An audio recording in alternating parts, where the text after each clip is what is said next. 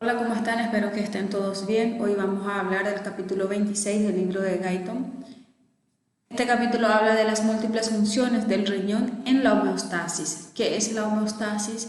Es el equilibrio del medio interno y el riñón tiene una participación fundamental para este equilibrio. Las funciones principales de los riñones son eliminar los desechos y controlar el volumen y la composición de los electrolitos. Con respecto a las funciones homeostáticas, tenemos la excreción de productos metabólicos de desecho y sustancias químicas extrañas.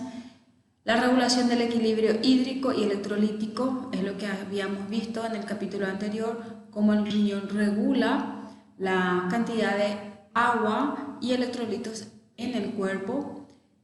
Regulación de la osmolaridad del líquido corporal, si es que la osmolaridad aumenta, el riñón retiene agua, y si la osmolaridad disminuye, el riñón elimina agua. Entonces, de esa forma va equilibrando la osmolaridad.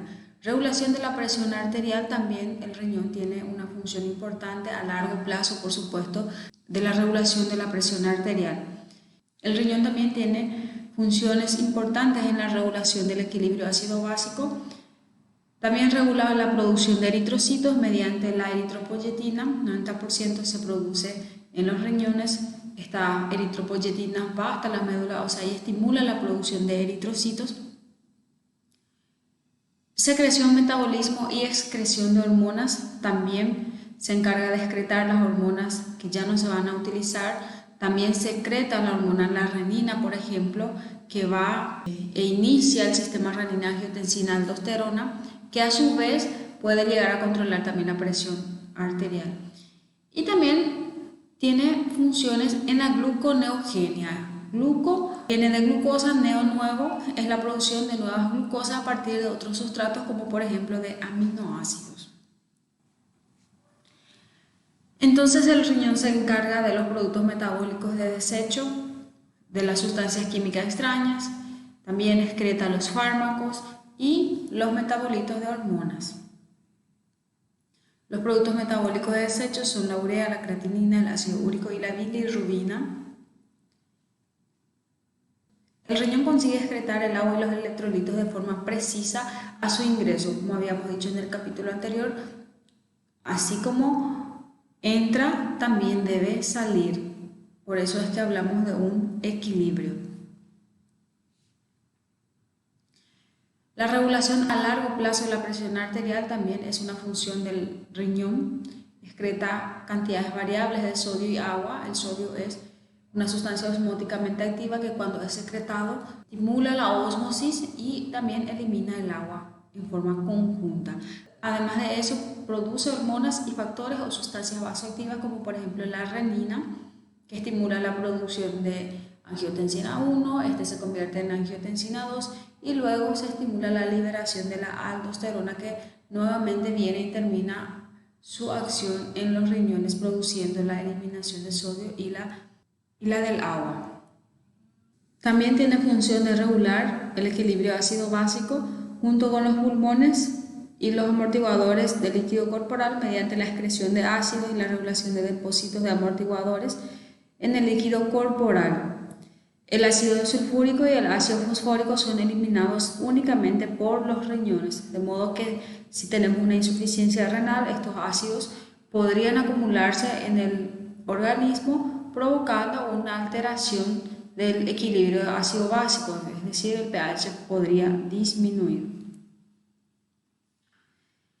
Regulación de la producción de eritrocitos, como ya mencioné, produce la eritropoyetina. Estas se producen en respuesta a la hipoxia, que es hipoxia, es una disminución del oxígeno en el organismo. Entonces eso estimula a los riñones a liberar la eritropoyetina viaja hasta la médula ósea, produciendo así mayor cantidad de eritrocitos.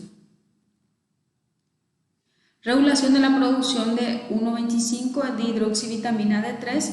Entonces son capaces de producir la forma activa de la vitamina D3, que es la dihidroxivitamina D3 o calcitriol también es llamado.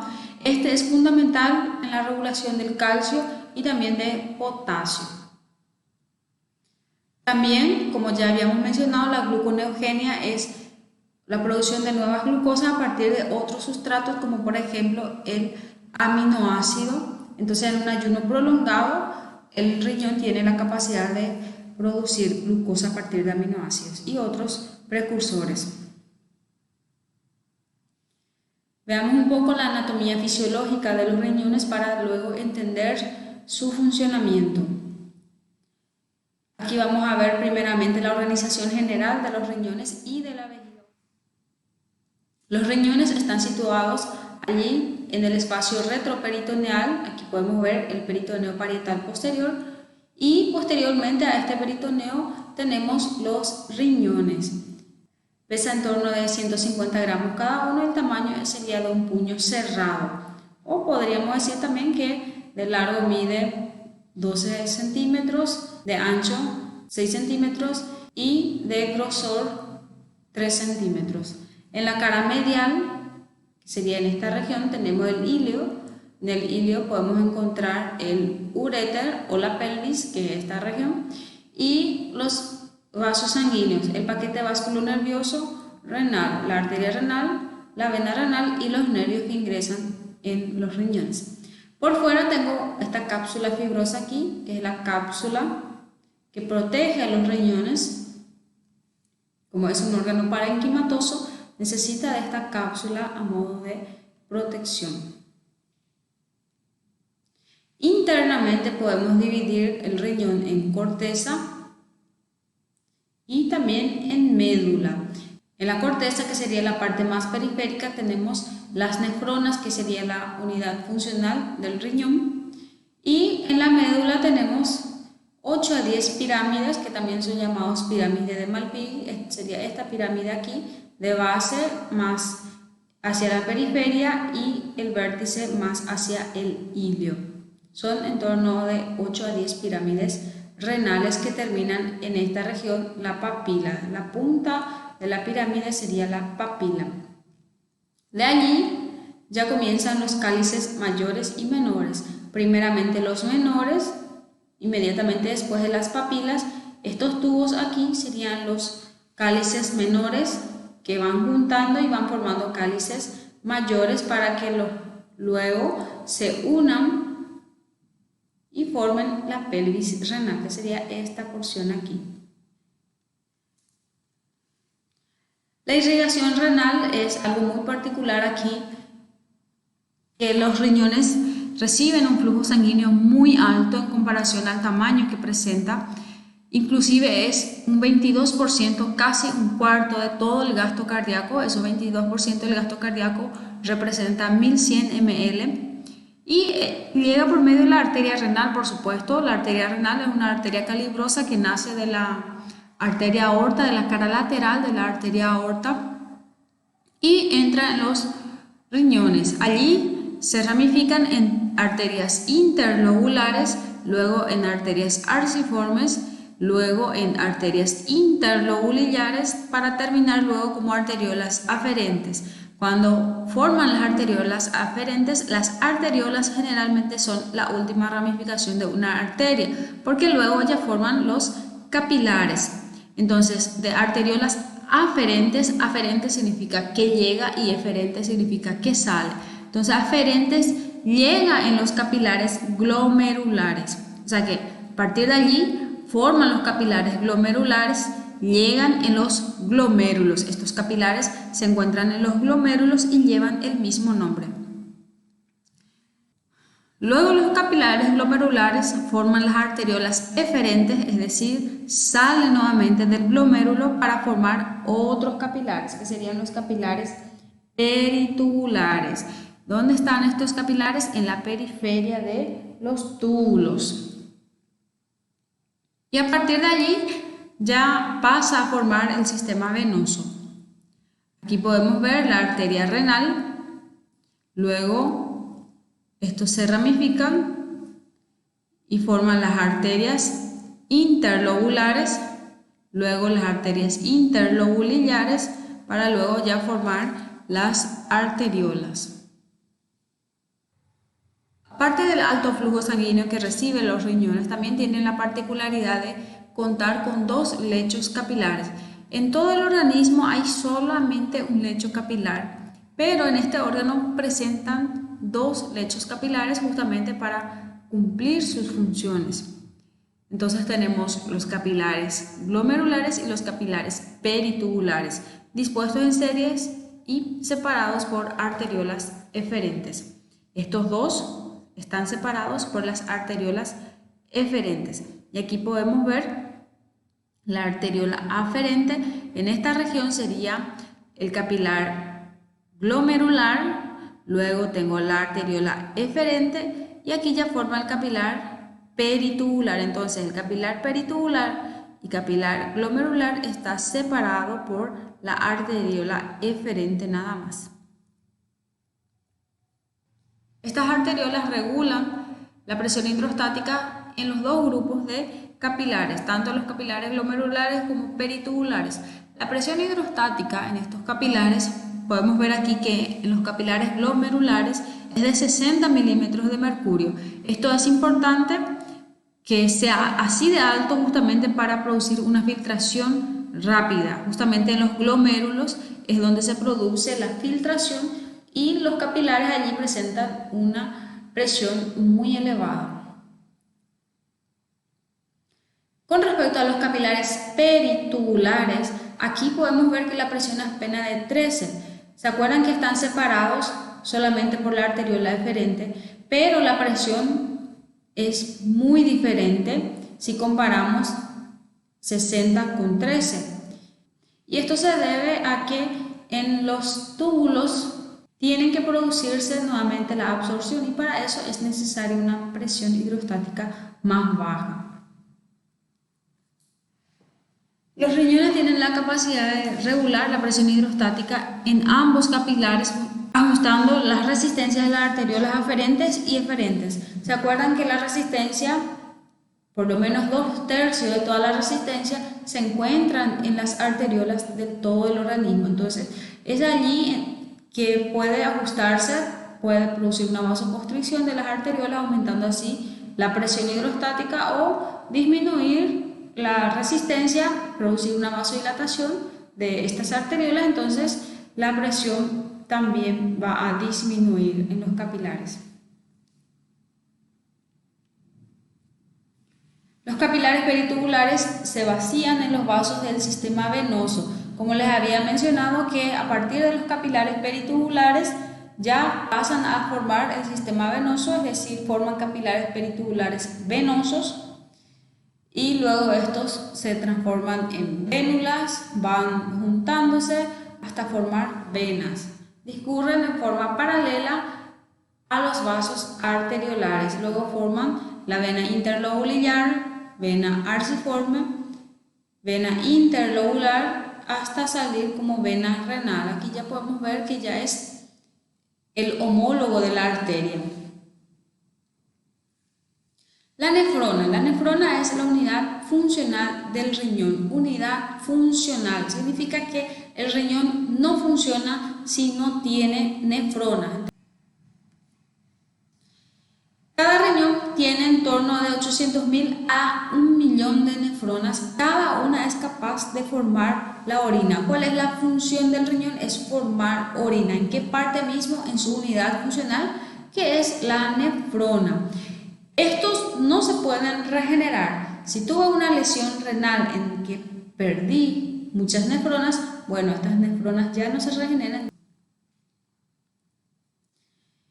Cada nefrona contiene un penacho de capilares glomerulares que corresponde al glomérulo y un túbulo largo. Entonces, aquí en los glomérulos se produce la filtración, de allí pasa a formar los túbulos, contorneado proximal, pasada de Henle, túbulo contorneado distal y luego vamos a los colectores. Entonces, aquí se filtra la sangre para formar la orina. Conforme va pasando por estos túbulos ocurre la reabsorción y la secreción y por último forma la orina.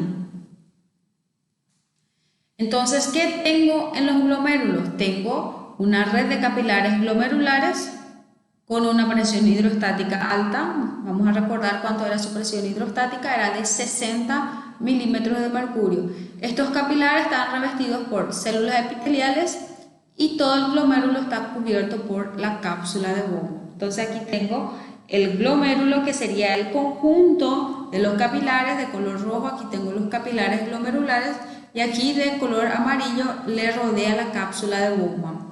Entonces ese conjunto se llama glomérulo. ¿Cuánto es la presión hidrostática ahí? Es de 60 milímetros de mercurio. Y hay otra particularidad que menciona en este texto que me dice que estos capilares están revestidos por células epiteliales. Vamos a recordar que en todas partes del organismo los capilares histológicamente presentan una capa de células endoteliales rodeado por una membrana basal. Pero aquí hay algo más, que serían estas células epiteliales. El líquido filtrado en los capilares glomerulares, entonces llega por la arteria renal hasta los capilares glomerulares. Este líquido se va a filtrar ¿hacia dónde? Hacia la cápsula de Bowman. De esta cápsula de Bowman va a pasar al túbulo proximal. De este túbulo proximal pasa al asa de Henle. Allí tenemos las ramas descendentes y ascendente. Luego tenemos la mácula densa, que es una zona de células epiteliales especializadas. ¿Dónde está eso? Al final del asa de Henle.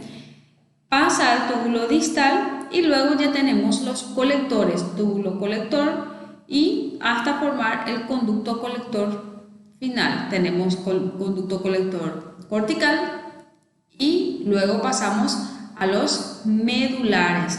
Cortical porque está en la corteza renal y medular porque está en la médula renal.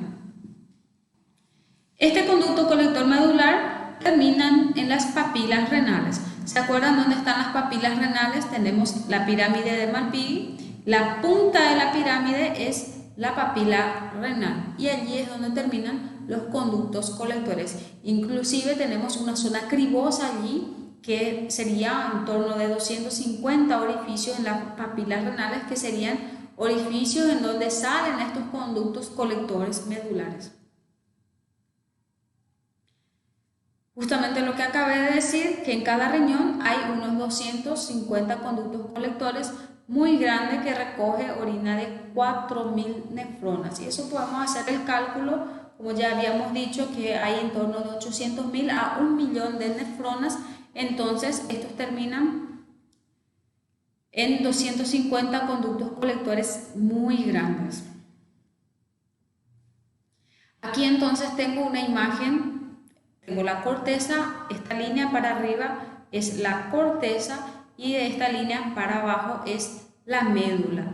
¿Dónde tengo la nefrona? Tengo en la corteza. ¿Se acuerdan que la corteza es la parte más periférica del riñón, en donde tenemos la nefrona, que es la unidad funcional del riñón? Y en la médula tenemos los pirámides de Malpighi. Entonces aquí podemos visualizar de color amarillo la nefrona. Aquí me dice nefrona cortical porque está enteramente en la corteza. Esta nefrona consta del glomérulo y una serie de túbulos. ¿Se acuerdan que del glomérulo aquí ocurre la filtración a la cápsula de Bowman? De allí pasa al túbulo proximal, asa de Henle, túbulo distal, y comienzan los conductos colectores. Primero tengo conducto colector cortical y luego este forma el conducto colector medular. ¿Dónde termina este conducto colector medular? Termina aquí en las papilas renales. Tenemos dos diferencias regionales, significa diferencia de localización. En la región del riñón que se encuentra tenemos dos tipos de nefronas: corticales, que se encuentran en la corteza, que es la parte más externa del riñón, y las yuxtamedulares, que se encuentran también en la corteza, pero en la profundidad, cerca allí de la separación entre corteza y médula. Aquí podemos visualizar la nefrona cortical, que está enteramente en la corteza, y la yuxtamedular, que continúa estando en la corteza, pero bien en la línea, en el límite con la médula.